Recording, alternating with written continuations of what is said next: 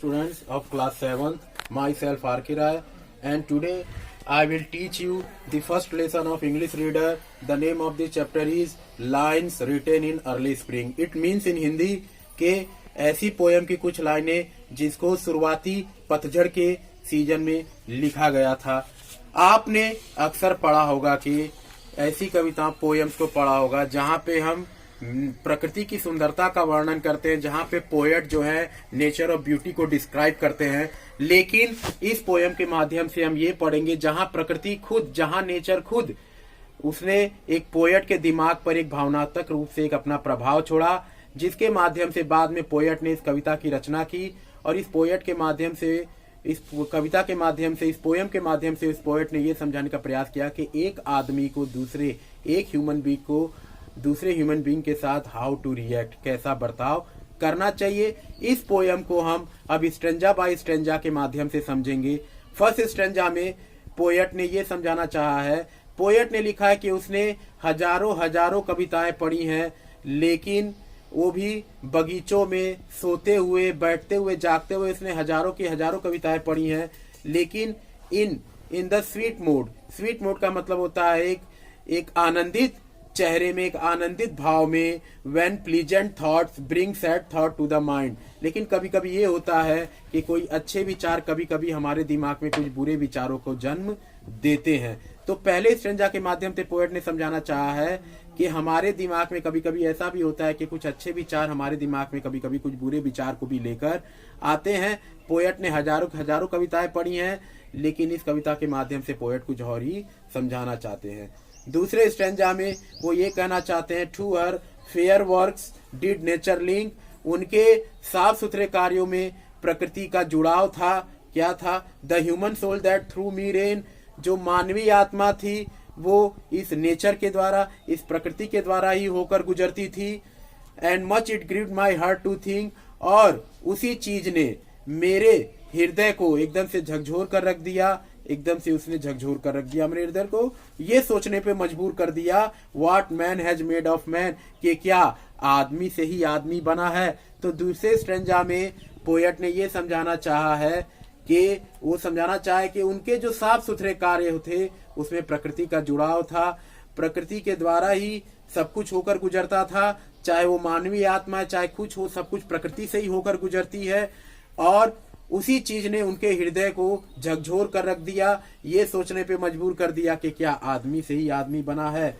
तीसरे स्ट्रेंजा में, through primrose ट्रफ in that green bower the periwinkle trailed its wreaths. इसका मतलब पेरीविंकल एक प्रकार की वनस्पति है जो कि पीछा करती है। जिसने पीछा किया, किसका पीछा किया? रिट्स जो है यहाँ पर एक सेंटर ऑफ फ्लावर कहते हैं, जिसको फूलों का एक केंद्र है, उसका पीछा किया, जो कि कहाँ पे था? Primrose trough.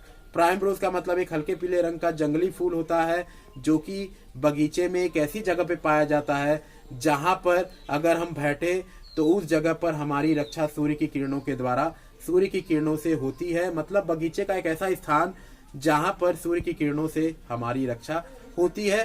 तो यहाँ पे कवि ने समझाना चाहा है कि पेरीविंकल मतलब एक प्रकार की वनस्पति जिसने फूलों के गुच्छा का पीछा किया। फूलों का गुच्छा जो कि एक हल्के पीले रंग का जंगली तरह का होता है, जंगली टाइप का होता है, वाइल्ड टाइप का होता है, जो कि एक बगीचे में या एक जंगल में पाया जाता है। और जंगल और बगीचे में एक ऐसी आनंदमय जगह पर पाया जाता है जहां पर सूर्य की किरणों से हमारा प्रोटेक्शन होता है। And tease my faith that every flower enjoy the air it breathe. और उन्होंने कहा है कि मेरा दिल, जो मेरा विश्वास है, वो डगमगा जाता है, हिल जाता है, अचानक रह के पीड़ा उठती है। कब? जब हर फूल इंजॉय करते हैं, उस हवा को मनोरंजित करते हैं जिसके द्वारा वो सांस लेते हैं। तो तीसरे स्ट्रेंजा में कवि ने यह समझाने का प्रयास किया है कि एक प्रकार की वनस्पति जो कि एक फूलों के गुच्छा का पीछा वो करती है, वो भी फूलों का गुच्छा एक हल्के पीले और जंगली प्रकार का होता है, जो कि एक बगीचे या जंगल में ऐसी जगह पर पाया जाता है जहां पर सूर्य की किरणों से रक्षा होती है। और ये सोचकर कवि कहता है कि मेरे विश्वास को ठेस पहुंचती है, मेरा विश्वास रह रहकर अचानक पीड़ा उठती है कि जब हर फ्लावर उस हवा का मनोरंजन लेता है जिसके द्वारा वो सांस लेते हैं। चौथे स्ट्रेंजा में कवि ने यह समझाने का प्रयास किया है कि the birds around me hoped and played, कि चिड़ियाएं जो होती हैं, जिसको हम चिड़िया, बर्ड्स, जो कि नेचर का अब फोर्थ स्टेंजा में कवि ने ये समझाने का प्रयास किया है कि जो चिड़िया होती है, जो कि एक नेचर की देन है, प्रकृति के द्वारा ही बनाई गई है, क्योंकि इस पृथ्वी पर हर एक चीज जो क्रिएचर बनाए गए हैं वो पृथ्वी, वो भगवान, वो नेचर के द्वारा ही बनाए गए हैं। तो उस चिड़िया जो हमारे आसपास घूमती थी, खेलती थी, हमसे एक उम्मीद किए हुए थी कि their thought I can not measure, और उनके विचारों को मैं कभी भांप नहीं पाया, मैं कभी जान नहीं पाया कि वो क्या कह रही है मेरे अराउंड।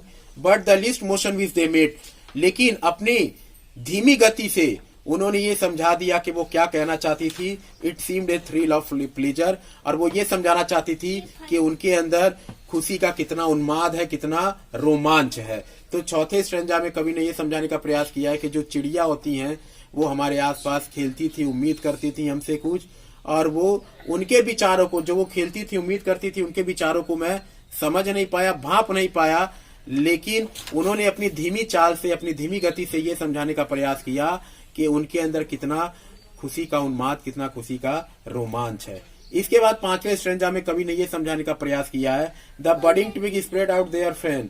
जो बडिंग मतलब होता है खिलती हुई, और ट्विग्स का मतलब होता है एक प्रकार की टहनी, जो खिलती हुई, बडिंग का मतलब खिलती हुई, और ट्विग्स का मतलब होता है एक प्रकार की टहनी। खिलती हुई एक प्रकार की टहनी जो है वो अपने बाहों को, अपने पंखों को फैलाते हैं।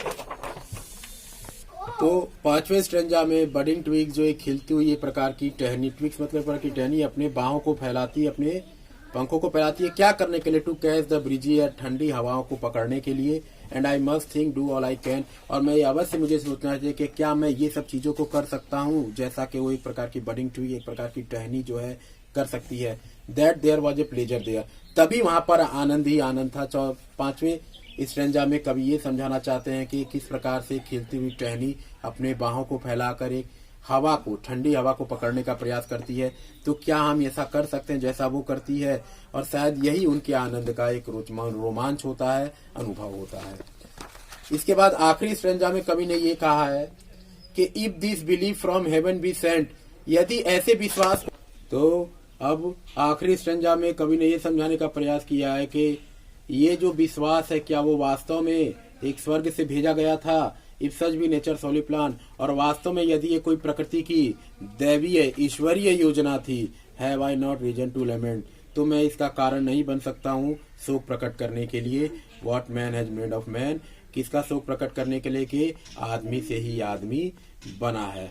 तो इस प्रकार इस कविता के माध्यम से कवि ने ये समझाने का प्रयास किया है कि हमने ऐसी बहुत सी कविताएं पढ़ी हैं जहाँ पे हम प्रकृति की सुंदरता का वर्णन करते हैं, लेकिन यहाँ पर प्रकृति ने उल्टे एक कवि, एक पोएट के माइंड पर एक रिफ्लेक्शन डाला है, एक प्रभाव छोड़ा है, जिससे पोएट ने ये समझाने का प्रयास किया है अपने कविता के माध्यम से कि एक मनुष्य को दूसरे मनुष्य के साथ कैसा बर्ताव करना चाहिए।